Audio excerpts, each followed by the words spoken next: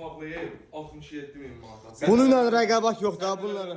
Rəqabət yox. 3 sot yarımda, marşrutda 300 metr, ünvanımız Raman Gülçülük. Da bunun artıq nə siz, nə çıxardaq sizə? 2 mərtəbə çıxardaq 67.000-dən, gəlin alın da bə. Kombi stili istəyimiz. Tam şəxsi stili, əşyalı. Bax, qonaq otağından başladıq. Çək yataq otağını zəhmət olmasa. Köhnə tikili bir evdir. Gəl. 10 il, 15 il evidir, yəni oturuşmuş evdir. Növbəti yataq otağını. Səninlə rəqabət yoxdur bilirəm. Həyat sürüş. Gəl. 3-cü yataq otağı. Sanitar qovşağımız tam təmin.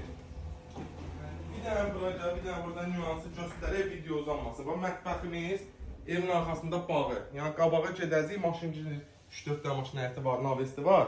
Deməyin, 3 sot hardadır. Sən də ağzıma girmə də, burnum yekə düşür axı. Gəl. Əşyalar qalır. Hə. Ay maşallah. Konserə də qalır. Bana navesti.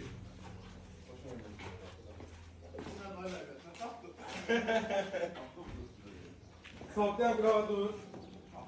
Maşın da 2 maşın həyətdə rahat girir qardaş. Ev sahibi maşına sizə rahat salır da, saxlayır da.